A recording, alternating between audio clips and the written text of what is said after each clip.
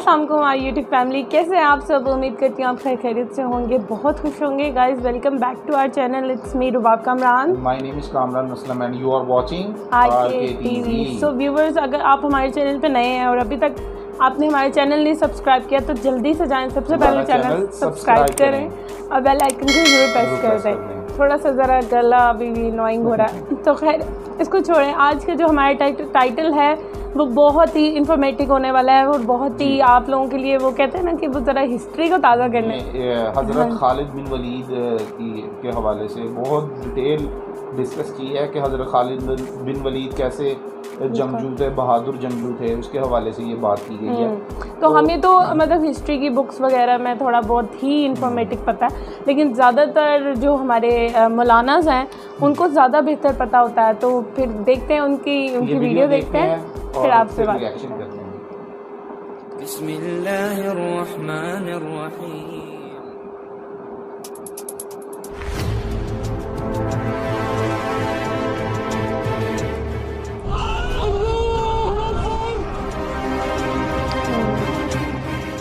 دوستو، آج کے ماڈرن دور کے نوجوانوں میں تاریخ اسلام میں دلچسپی نہ کے برابر ہے. اس نئی نسل کو اسلام کی تاریخ پڑھنے میں بوریت محسوس ہوتی ہے، حالانکہ ہر دور کی نسلوں کو اپنے اتہاس کو پڑھنا نہایت ہی ضروری ہوتا ہے تاکہ وہ اپنے تاریخی عظیم لوگوں کے نقش قدم پر چلنے کی کوشش کریں اور آنے والی نسلوں کے لیے اپنا اور اپنے دین کا نام رقم کر سکیں. مگر آج بہت افسوس ہوتا ہے کہ جس دور میں دشمن مسلمانوں کے اتہاس کو بدلنے کی کوشش میں لگے ہوئے ہیں، آج اسی دور میں مسلمان گہری نیند میں سویا ہوا ہے اور جب جاگتا ہے تو ہاتھ میں موبائل، اسکرین پر ٹک ٹاک اور دماغ میں مجرے چل رہے ہوتے ہیں.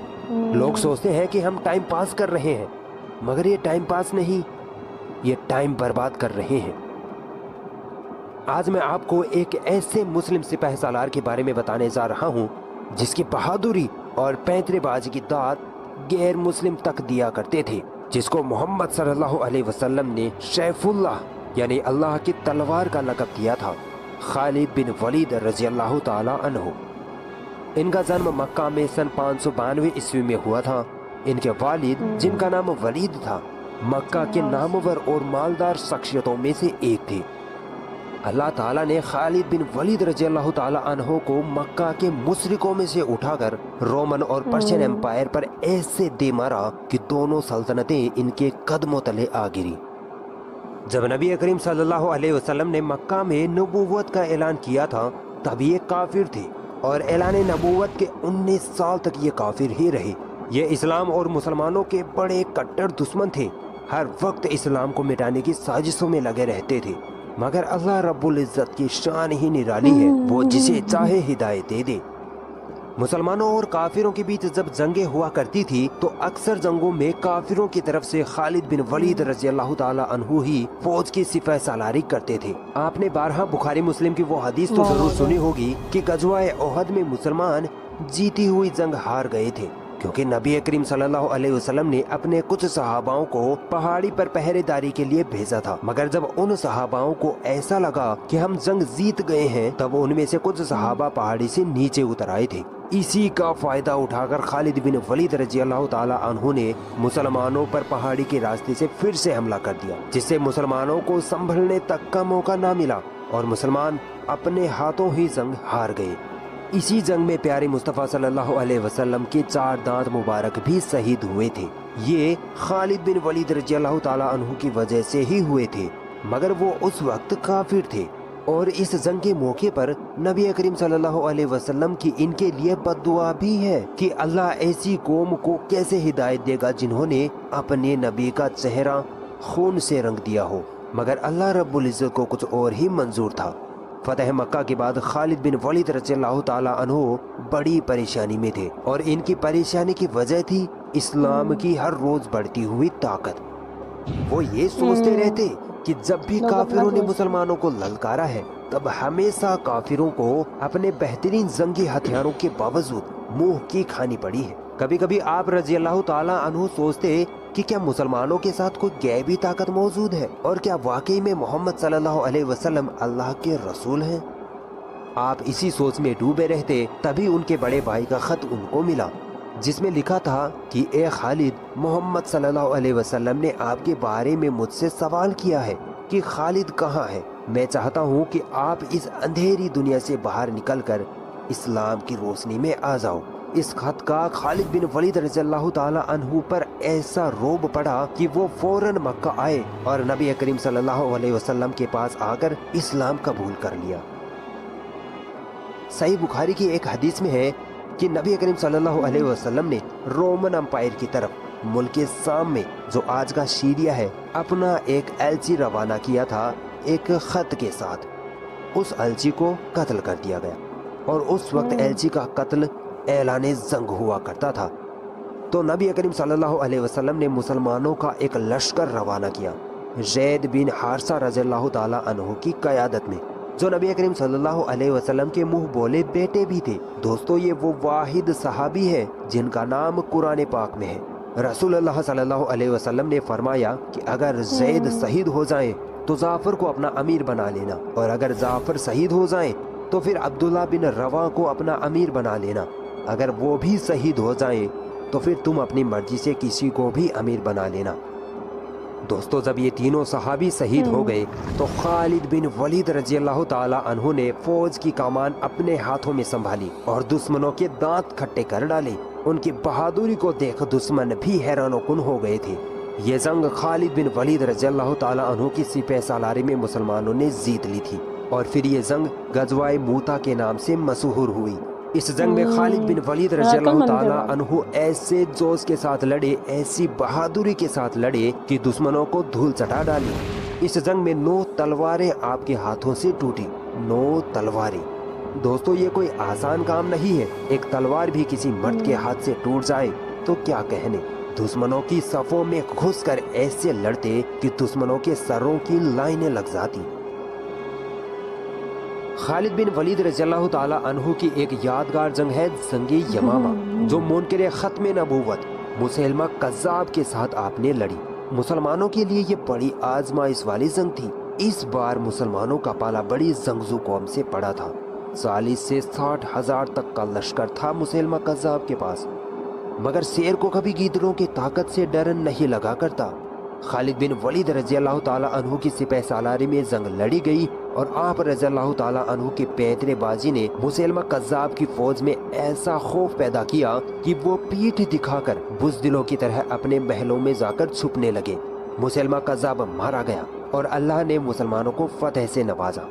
حدیثوں میں آتا ہے کہ جنگ یمامہ مسلمان ہارنے والے تھے، کیونکہ دشمنوں نے ایک ساتھ 700 حفاظ کو شہید کر ڈالا تھا، مگر اچانک ہی خالد بن ولید رضی اللہ تعالیٰ عنہ اکیلے ہی دشمنوں کے قافلوں میں گھس کر دشمنوں کو مارنے لگے، جس سے دشمنوں کی فوج خوف کھا کر پیچھے ہٹتی چلی گئی۔ رضی اللہ تعالیٰ عنہ نے خالد بن ولید رضی اللہ تعالیٰ عنہ کو آرمی چیف کے عہدے سے ہٹا دیا۔ اس وجہ سے نہیں کہ حضرت ابو بکر رضی اللہ تعالیٰ عنہ شہید ہو گئے تھے، بلکہ اس وجہ سے کہ خالد بن ولید رضی اللہ تعالیٰ عنہ دشمنوں کے خلاف مسلمانوں کو ہر جنگ میں فتح دلاتے آ رہے تھے۔ اس وجہ سے مسلمان یہ سوچنے لگے کہ بنا خالد رضی اللہ تعالیٰ عنہ کے مسلمان کوئی جنگ نہیں جیت سکتے۔ تو اس سوچ کو مٹانے کے لیے حضرت عمر رضی اللہ تعالیٰ عنہ نے خالد بن ولید رضی اللہ تعالیٰ عنہ کو آرمی چیف کے عہدے سے ہٹا دیا، اور ان کی جگہ ابو عبیدہ ابن زرع کو آرمی چیف بنا کر جنگ میں بھیج دیا۔ مسلمانوں میں باتیں شروع ہو گئی کہ یہ عمر نے کیا کیا، اب مسلمان اتنی بڑی فوج کا سامنا کیسے کرے گا، مسلمان ہار گئے تو؟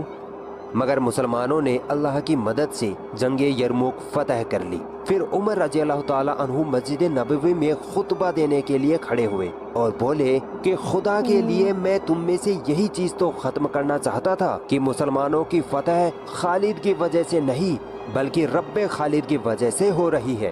کل کو خالد نہیں رہے گا تو کیا تم سمجھتے ہو اسلام ختم ہو جائے گا؟ اسلام کو تو ہمیشہ رہنا ہے۔ خالد بن ولید رضی اللہ تعالیٰ عنہ نے اپنی زندگی میں لگ بھگ 200 جنگیں لڑی ہیں، اور وہ دنیا کے پہلے آرمی چیف تھے جنہوں نے ایک بھی جنگ نہیں ہاری تھی۔ یہاں تک کہ کافروں کی طرف سے لڑی گئی جنگ احد میں بھی ان کو فتح حاصل ہوئی تھی۔ ان کی پرورش تلوار کے سائے میں ہوئی تھی۔ انہوں نے اسلام اپنانے کے بعد 7-8 سال تک کافروں سے لگاتار جنگیں لڑی اور اسلام کے لیے نئے نئے ملک حاصل کرتے گئے۔ अपने आखिरी वक्त में ये बीमारी की वजह से बिस्तर पर आ गए थे। सहाबा इकराम इनके आसपास खड़े हैं। खालिद इब्न वलीद रज़ियल्लाहु ताला अन्हु ज़ारों कतार रो रहे हैं।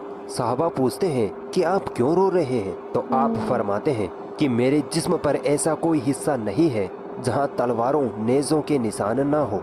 मैंने इतनी जंगें लड़ी और आज मैं एक बूढ़े ऊंट की तरह बिस्तर पर मर रहा हूँ। मेरी ख्वाहिश थी कि मैं जंग में शहीद का दर्जा हासिल करूँ, मगर ऐसा ना हुआ। साहबा फरमाते हैं कि ए खालिद रज़ियल्लाहु ताला अन्हु, अल्लाह के नबी ने आपको अल्लाह की तलवार का लक़ब दिया है। अगर आप जंग में मरते तो लोग कहते कि देखो अल्लाह की तलवार टूट गई। खालिद बिन वलीद रज़ियल्लाहु ताला अन्हु का शेर है कि मौत का मैदान जंग से कोई ताल्लुक नहीं। अगर जंग में मौत आती तो मुझे आती, जिसने सैकड़ों जंगें लड़ी हैं। अगर ये वीडियो आपको पसंद आई तो इस वीडियो को लाइक ज़रूर करें और भी ऐसी इंटरेस्टिंग वीडियोस देखने के लिए हमारा चैनल सब्सक्राइब ज़रूर करें और इस घंटे को भी दबाएं ताकि जब भी हम कोई नई वीडियो डालें तो उसका नोटिफिकेशन आप तक सबसे पहले पहुंच जाए।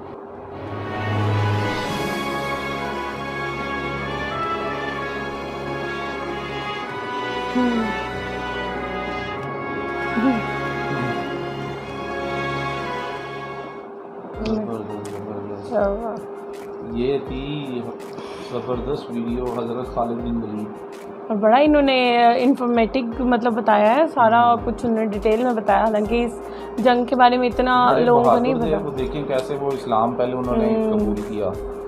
हालांकि वो कहते कि हम तो जी मुसलमानों के दुश्मन हैं, हज़रत खालिद बिन वलीद कहते, तो वो क्यों एक झटके में उनने वसल्लम की बात इतनी उन्हें पसंद आई कि वो एक झटके में मुसलमान बन गए और मुसलमानों के लिए वो ऐसे लड़े हैं। वो देखा मतलब उनकी हमारे नबी करीम सल्लल्लाहु अलैहि वसल्लम की आंख थी, उन्हें पता था कि ये बंदा जो है मुखलिस है, चाहे वो अभी काफिरों के लिए, लेकिन अल्लाह की तलवार कहा गया। बिल्कुल 9 तलवारें उन्होंने तोड़ी। बहुत बहुत बहादुर थे। इनके बहुत से वाक़या हमने सुने और ये बड़ा ज़बरदस्त इन्होंने मतलब बताया हज़रत खालिद बिन वलीद के बारे में। तो आज का रिएक्शन आपको कैसा लगा और कमेंट में अपनी राय से हमें ज़रूर आगाह कीजिएगा कि नेक्स्ट हम किस वीडियो पे रिएक्शन करें। और सब्सक्राइब करना मत भूलिएगा, लाइक करना मत भूलिएगा। इसके साथ हमें इजाज़त दें। अल्लाह हाफ़िज़, बाय बाय।